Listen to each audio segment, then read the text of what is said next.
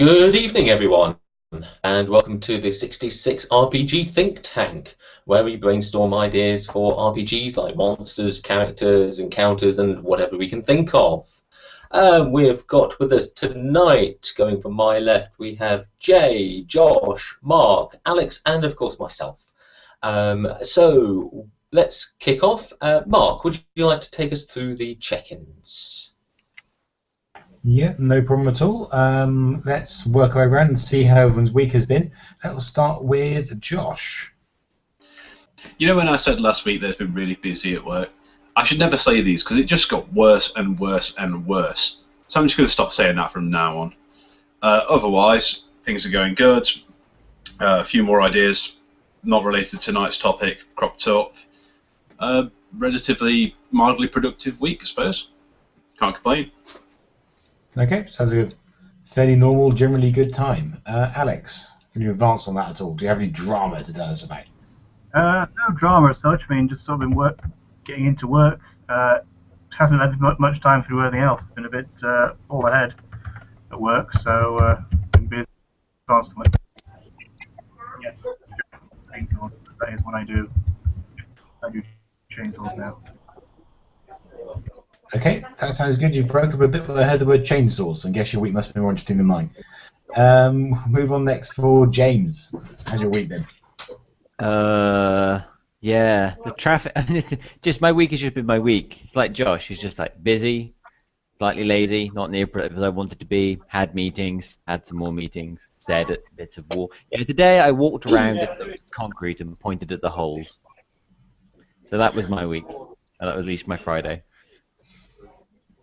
Okay, concrete and holes. Chris, did you point at holes in concrete at all, or did you have anything sort of more exciting to do? I'm not sure about more exciting, and it didn't involve holes or concrete, but I did get out the whole new PDF library for the 66 Online. So if you're an existing customer of 66, or you're a Kickstarter backer, you should have received an email from me telling you how to download all the new PDFs. So if you haven't received those emails, get in contact and we'll sort it out. But basically all the final PDFs are now live on the server, ready for people to download. And we should be going to print next week, as in I will actually start sending out books next week, barring any disasters. So yeah, pretty good week, really. That's excellent. It was good to see that stuff, the Kickstarter really being delivered on. It's really good news. I'll finish up with myself, given that Pat came on and vanished again. So myself, yeah, busy week at work, really, finishing off a couple of projects, and we've worked out how to fix the one that came back to us. So I'm trying to get this sorted out, and I've got 2 trips away planned for next month. Should be good. Gonna be hideously busy, but yeah, it's been good. And so with that, I think we're all checked in. I'm going to hand over to Josh to talk to aliens and what the internet told us about aliens and what we want to tell people about the aliens. Well, for one, we don't need tinfoil hats. So, last time, when we were discussing 66 Galaxy, we asked the internet for species that we could interact with on a sapient level, particularly characters that, well, things that the characters will encounter and or talk to. This week, however, we want to see the opposite side of the spectrum. We want to see your xenomorphs, your predators, your things, anything like that. So we sent it out to Reddit, we sent it out to Facebook, and we sent it out to Google+, and we got 3 whole replies on Reddit. Still something, it's better than nothing, but what we got was absolutely amazing. So, plan for tonight is I'm going to go through a basic overview of the aliens, go through any ideas of how they can be applied to player situations, particular potential adventure hooks, and any special abilities you think they could be given them. Then, if we have time, we should be going over our own ideas. I suspect we'll have enough time because I said there is only 3.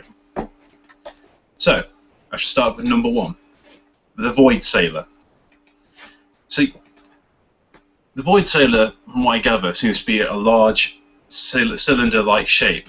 It seems to be comprised of spaceships and wreckages, almost like a living ship graveyard. So I believe we're off to a quick start with Chris. Chris has an idea for a space spider. Yes, I was thinking about it. Sort of mentioned it's Jester Vallon, isn't it? Sort of suggested there was like this thing, whatever it was stitched together from lots of different spacecraft and wrecks and things like that.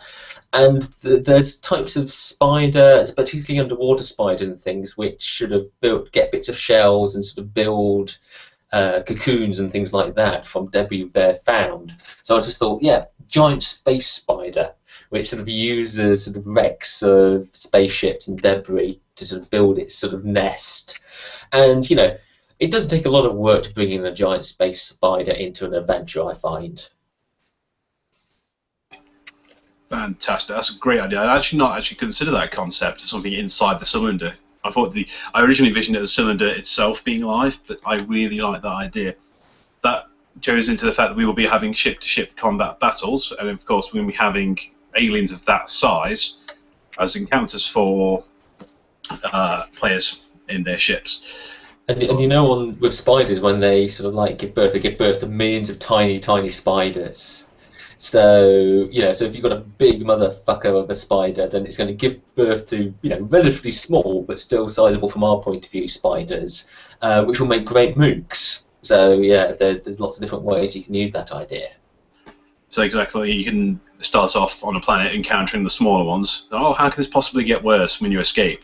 Oh no, we've been tethered by the mother. Everybody arm the flat cannons and get ready for combat. Really, love it. I'd not thought of that. That's going in there now. The second idea we had, or say how had we got, was the skin splitter. Now this is one that first properly creeped me out.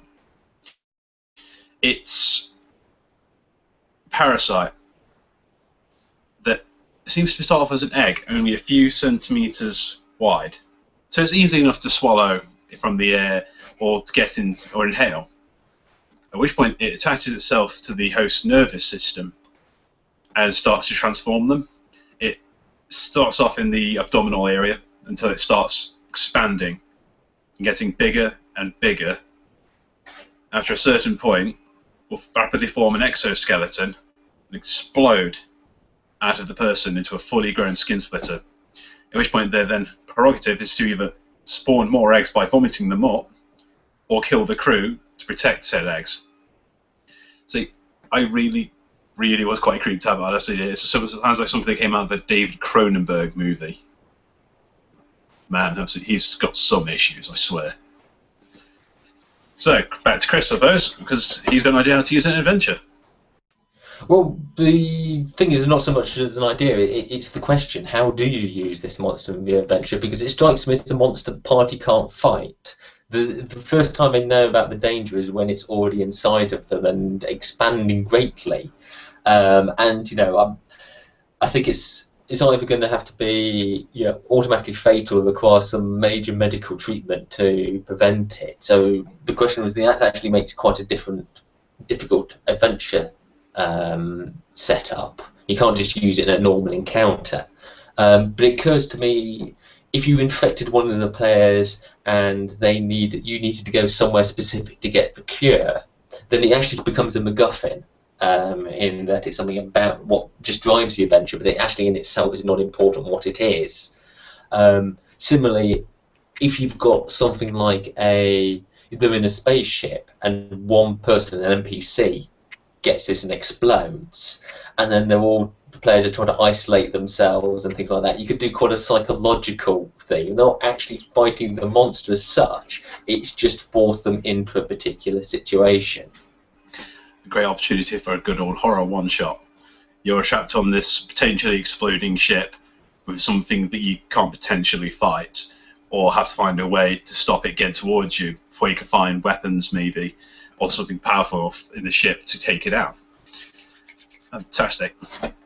The final idea we received from Reddit is called the improbable egg. Improbable egg sounds like something very much similar to the invasion of the body splitters. I'm still in the skin splitters. Body snatchers. It's a small egg that exudes a telepathic aura. It urges you to pick it up. It makes you pick it up, makes you want to pick it up. You have to pick it up. It is the one thing you want to do at that precise time, is to pick it up. Sorry, going very briefly back to the skin splitters, I believe Jay has an idea. Yeah, I was actually referring to. I was going to cue. This is all right. Once you finish talking about the current one, I was going to have something to say about it. My apologies. Okay, I'll go back to the description. So, you pick it up, and upon contact with, what was the phrase they used? Homogeneous, I think I'm pronouncing that right, DNA. It starts replicating yourself. And, well, that person, sorry, not yourself. Long day. And over the course of 2 to 4 weeks, sorry, the egg will hatch within a few days of first contact into a greyish being that resembles the infant of the species of the one who touched it. And its telepathic powers will grow, causing those in its immediate vicinity to desire to attend to all its needs. And over the course of 2 to 4 weeks, the egg creature will then reach adulthood, gradually growing coloration and developing the ability to communicate vocally. Upon reaching maturity, the egg will resemble exactly the being that touched it, at which point its telepathy forces those around it to regard the original as the traitor and the copy as the original, potentially forcing the players to kill, or NPCs to kill, this person. So, Jay? Yeah, with this is an interesting idea. You can easily get stuck in the idea of, well, I mean, start playing around with the nature of the telepathic identity or the telepathic powers of it.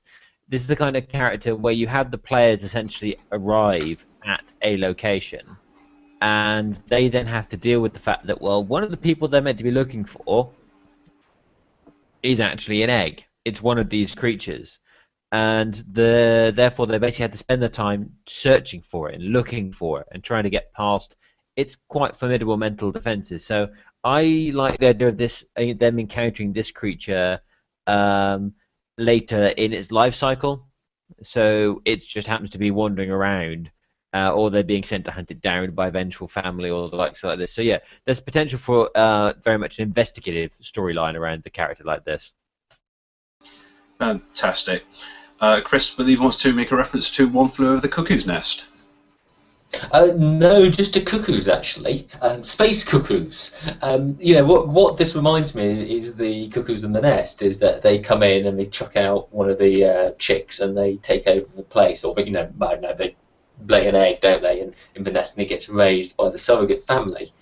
And I was thinking, well, one of the things we said in the spec for this, we didn't want this monsters to be intelligent. And if it's sort of taking over the personality or whatever of the original, it has to be intelligent. It effectively, to a certain extent, becomes that person, and that didn't quite fit. So I was thinking something actually quite dumb. It has this telepathic things. It grows and convinces everybody around it that it's the real thing, but it can't do much. It just sits there. But the people around it are forced to bring it food and treasure and shiny bits and things like that, whatever motivates this particular creature. So you can have sort of like, you know, a huge sort of palace, you know, with one of these at its centre and lots of people sort of protecting it and working for it. But when the players have battled through all of that, what do we end up with? It's just some dumb animal effectively sitting there telepathically driving all these people to satisfy its needs. Very much a just go through the castle and find the big bad. Essentially, it finds out the big bad is not what you think. The enemy, truly enemy, is not necessarily the creature itself, but the things protecting it. Yeah, I was just thinking that it's got to have a life cycle, so it has to breed in some way.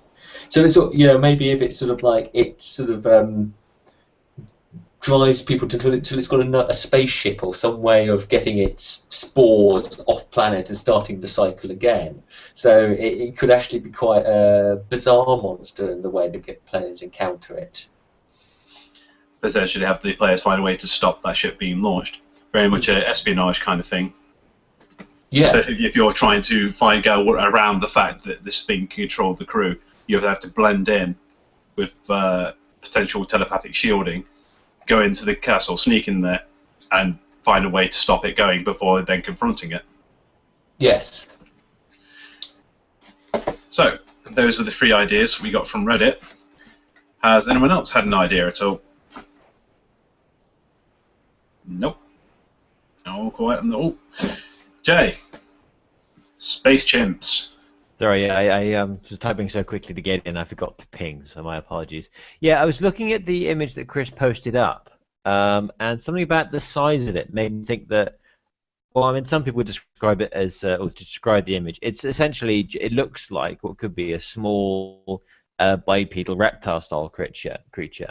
And it occurred to me that actually perhaps, maybe it's not infantile, maybe that's how big they are. And that got me thinking on the lines of, well, actually, let's do something a bit different. So my idea behind using the image as a prompt was that of a species of these small, very teethy-mouthed reptiles, and they're not just pack hunters.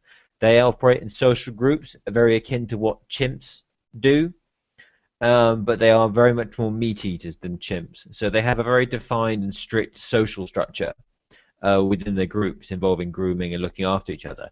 But they are merciless pack predators. And unlike wolves, which will harry something down until the point where it's exhausted, these things hunt more like lions. So they will stalk prey. I also got, since they're actually reptiles, I'll rephrase that. You will get ambushed by them. You'll be walking through a very rocky, deserty area, and suddenly 24 of these things will just appear from all around you and just start trying to rip your throat out. Very much a thing to harass the players. So if they've crash landed on a planet and going through what appears to be ruins of some civilization, then they encounter, as you say, 24 of these things. Great way to scare players, really. So, moving on to Chris and his whale.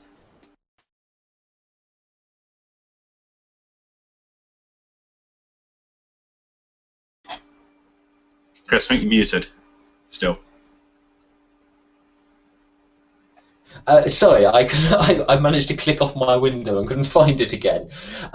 Yes, not space whales, but floating whales. Just actually inspired by artwork we sort of knocked around as possible for this prompt, for this post, was basically a whale-like creature, but it floats in the air. Let's not worry about how. And I was thinking, it's sort of like a herbivore, and rather than feeding on krill, it sort of feeds on big clouds of flies or something along those lines. So you see these whales gracefully going over the plains of this alien planet, just going up, gobbling up flies, obviously, whale noise and things like that. And these are basically harmless creatures. I think, the herbivores, they're not predators. But like whales of our time, or go back 100 years, they're hunted. Maybe whale oil or something in them is highly valued. Maybe just the meat. Maybe they taste nice, and so you can actually have an adventure about going and hunting these whales. And like Moby Dick, whales can get angry. If you stick harpoons into any creature, they tend to turn nasty. So even though then it's just their sort of sheer size which is the issue, and the sort of Moby Dick style adventure could work. Conversely, you could also be stopping the company that's harvesting these things. Yes, eco warrior approach. Very much a conflicting campaign. So which side do you support? Do you support the side that are hunting these things, or do you support the side that are trying to stop the company hunting these things? I believe Alex has a way to relate this to one of our already existing species, the EOS. Yeah, I think actually, Chris, the EOS developed from something you said in the meeting about other races anyway. Sort of the gas worlders that would sort of float around in the atmosphere of their planet, and there will be a particular place to have these sky whales. Not another planet similar to that. Love it. Going back to Alex, actually, the skitter beast. Yeah, Yep, typing that one up. So basically, random sort of monstery thing to come across on a planet. And it's basically runs on 4 legs usually. Each leg ends in a large claw, and it sort of go pretty fast. Tends to leap onto things. Also has a flap of skin around the side of it so it can glide, so it can glide down you pretty silently. Very much an ambush predator then. Yeah. So if you got a few players and if one of them's lagging behind, you spring it on the players as a big nasty surprise. Can very much relate to the thing that Jay said about the reptile space gents. I think we need to come up with a name for them now. So, Mark, been awfully quiet tonight. Talk about the nano seed globs. Yeah, this is kind of following on from a similar kind of thing we had in the Reddit suggestions of parasitic kind of creature. In this case, the idea is an ancient, very ancient by now civilization, an AI civilization, decided to send out in order to prolong itself, having consumed its own planet, decided to seed the rest of the galaxy with itself, and thus fired off in all kinds of directions these probes, which, given that they're kind of nanobot things, are able to kind of reform whatever structure they need to be. So they can look like a kind of a Voyager type thing, or they can look like just a sphere of grey goo travelling through space. Very hard to see, very hard to detect, but the whole purpose is they will hit something, like they hit an asteroid, and then consume that, make more matter for themselves, and carry on. Or if they strike a ship, for example, they'll be intelligent enough to form a cloud if the ship flies through that. Some will be caught on that, and then they can infest the ship on the assumption that the ship will then carry it to another planet to give it more matter to consume, more to be carrying on with. So it's not an intelligent creature. It is just like a plague of nanobots that keeps trying to eat and spread and eat and spread. If you want to make it more insidious, you give it like a delayed action. So when it detects it's attached to a ship, it won't do anything until it's detected air, and there's on a planet, so there's going to be more for it to eat. So the first the players can know about it is when they leave their ship at the space dock, walk across and it goes, hey, what's going on with your ship? They look around and find half it's starting to melt into grey goo as the nanobots attack and try to spread. It's like nanobot spooge gobs going across the galaxy trying to seed other planets with itself. Ew. So we had a species very similar to that, the Gali, masters of, and in fact nano race themselves. We have a legendary class enemy known as the Swarm, we called it, Alex. So type it up in the comments for me, please. It sounds very similar. It's like a gigantic version of one of these that's achieved some vague sense of AI sentience. These small ones could very well act as chump, mook, or even slightly bigger troop versions of the original. Love it. So, anyone else got any other ideas? Chris? Yes, I haven't quite formed the idea yet, but I'm thinking of, we're a carbon-based life form, and theoretically you can do silicon-based life forms. The chemistry just about works, and I was just thinking, well, what happens if you could sort of like have life forms out of other material? Because I was thinking space lasers. What happens if the party come up against a creature which is naturally resistant to lasers? So it has, silver involved and somehow it's made and it's reflective, or gold and things like that. So, it's a creature which is actually really quite hard to kill because, the standard weaponry just bounces off it. Oh, yes. Or just actually thinking about that, just mirroring it, you also get, in butterfly wings is like LCD type things like that. I wonder whether you can make that evolve into a sort of light-resistant material. So you have, some creature with this sort of skin covering in, which just makes it reflective. Very much a fright at the players, and especially if the players are abusing the same tactic over and over again. Hey, we've got this alien, let's shoot it with our lasers. Oh Yeah. no, it's resistant to lasers. What do we do? Yeah, break out for when the party's feeling smug. Something to really scare them. Fantastic. And as Alex has pointed out, as I was saying earlier, the weapon's name is actually the Legacy of the Fog, which was something also related to another one of our species, the Negrel, which are a race of, well, dead zombie-like creatures, which then harvest the other parts of zombie-like creatures and attach them to themselves. So no two Negrel are the same. And it's the thing that actually caused the Gali to become the way they are. So, with that in mind, stuff for us to study. Oh, Mark has an idea for dragons. Yeah, I feel they need to put dragons in somehow. Some bloody great, majestic, flying creature, which is aggressive, eager, almost talk to it. So I thought, well, think of a planet where the gravity is quite low, thus, but there's enough of an atmosphere that things can fly on there, so that you can have essentially just very large flying creatures that that work very well. I just felt they need to have something like that in there.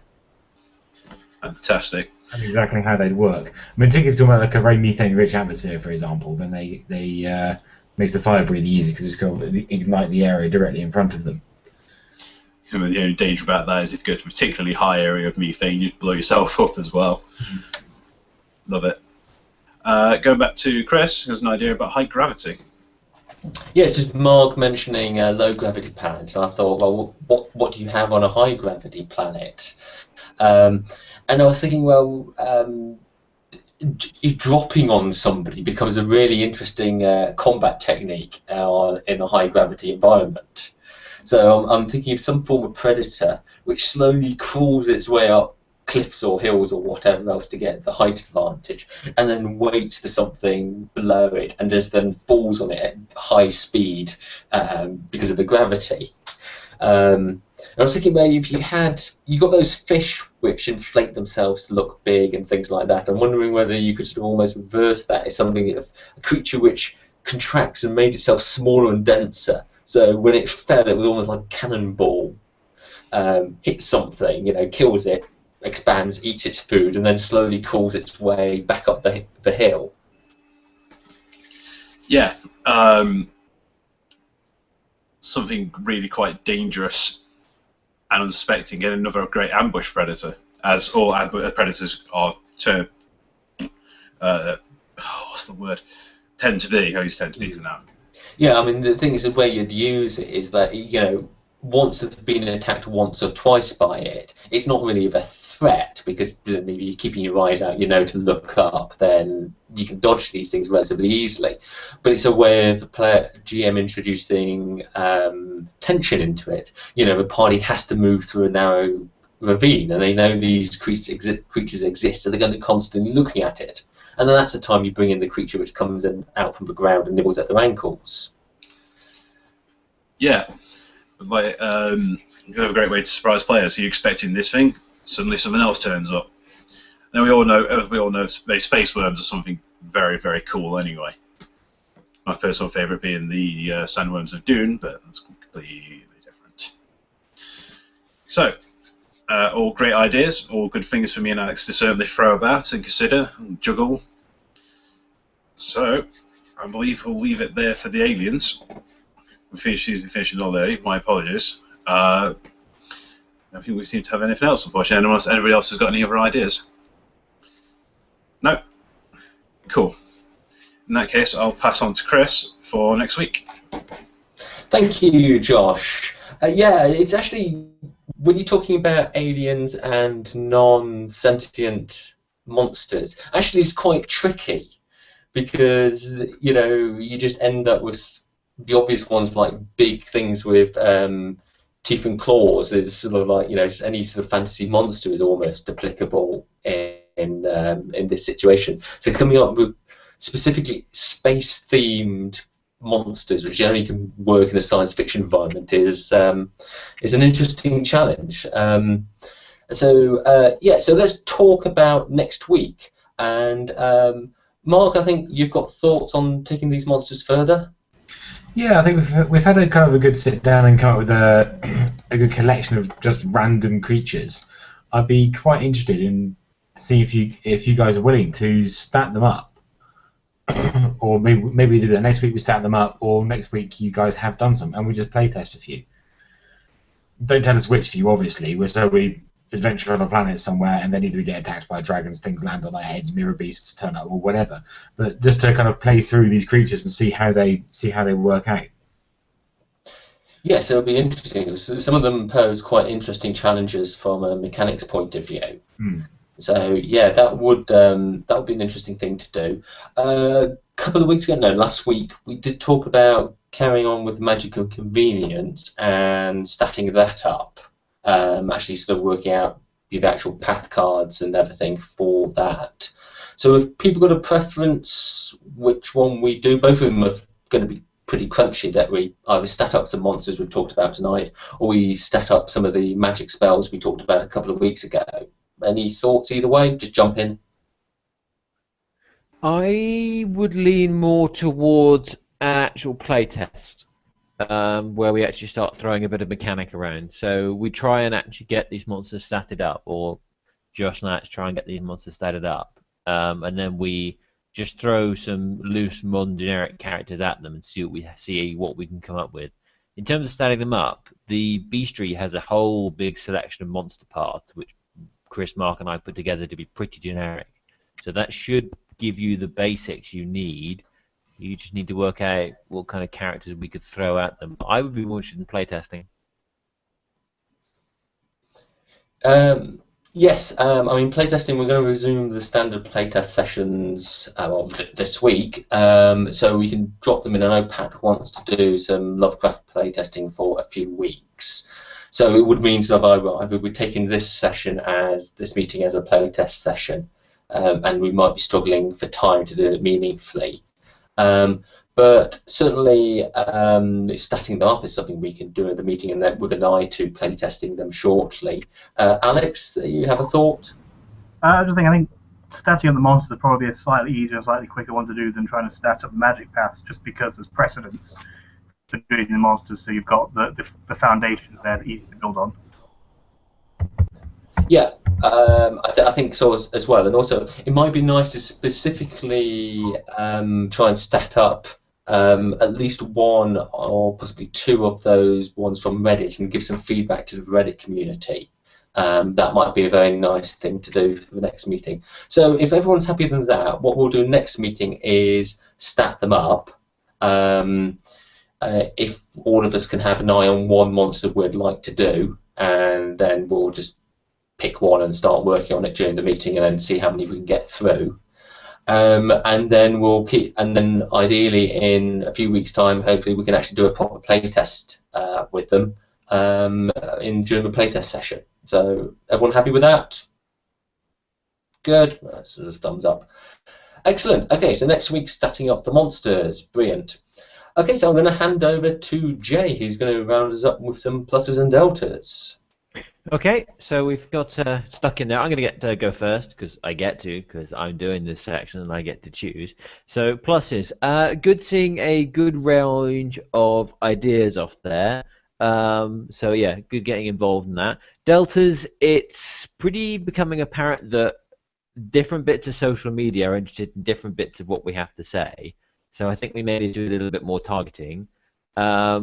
The Reddit response, I'm not that surprised, it's a bit quiet. I am a bit disappointed that G+ didn't come through for us on this one. Normally, previously, they've got a bit stuck in on ideas for these things. So we'll have to have a think about that. But yeah, so next up, Chris. Yes, I think you're absolutely right about that. And we still have to think about why we engage with social media. My pluses, I'm going to be sad and plus my own idea. You know, I like space spiders. You know, I think a game with giant space spiders in is going to be a good game. But I'm a simple man of few tastes. So my delta was, yeah, I just generally felt we didn't quite get going with the ideas. It was quite a tricky subject, it turned out, and I think that we didn't get some of the normal sort of flow and banter we can on when ideas are just coming easily. So yeah, that's my plus and delta. Okay, thanks, Chris. Mark. Plus, it's always fun to sit down and try and come up with gribblies. And you got a fun selection there. I actually quite like the Chris's whale thing, because it means you actually come up with something which is just a creature you encountered. It doesn't have to be some kind of civilization-destroying monstrosity that you find occasionally. You do find other things in the world. Deltas. I'm very curious to see how the statting works out, because it's kind of becoming apparent for things like this that the mechanic we have looks a bit limited in its ability to model things like this. Like a glob of nanites, for example, or the big monsters or the space engines. It's not only that, but there's a couple of things like the improbable egg. Things which have a real narrative to their life story are very difficult to actually model in the system, I think. So we'll see how that works out. There's not really deltas, more kind of a concern. But, yeah. No, that's worthwhile bringing on board. I mean, part of what we want to do next week is take some of those concerns, Mark, and see what we can do with them, which should be very interesting on that. Also, in terms of just responding to your comment that it's fun to make monsters, sometimes it can be really hard just to come up with an idea off a blank sheet. I mean, I had to prompt mine off the image Chris used. So, Alex, what were your pluses and deltas?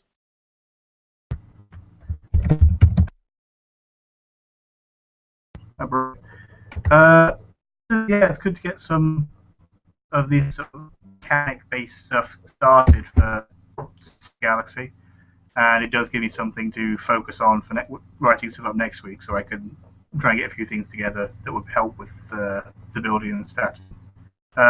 Deltas concentrating maybe a touch too much on note-taking rather than actually contributing, so I'm sorry for that. Cool, not a problem, Josh. You always end up having to try and type and think at the same time, which can be a bit tricky. And finally, Josh. Pluses, lots of great ideas, always good. And despite the fact we only got 3 ideas, it's always nice to see that Reddit's still delivering. Deltas, I completely ballsed up that dire meeting. I'm sorry, guys.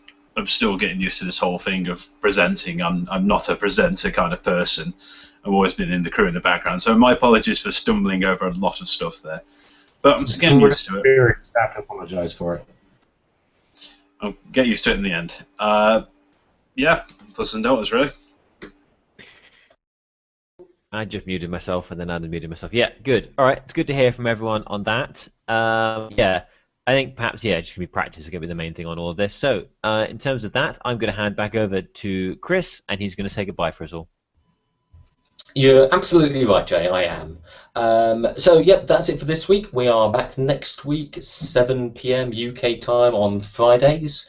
If anyone wants to join in, then just let us know. We're always looking for fresh meat to come in with fresh ideas, so it's open to everybody. Next week, we're going to be starting up some monsters, and in a little over 20 minutes, we're going to be doing a playtest session, putting together some Lovecraft characters. So watch out for that. But until then, I'm going to say good night from me and good night from all of them. Good night. Good night.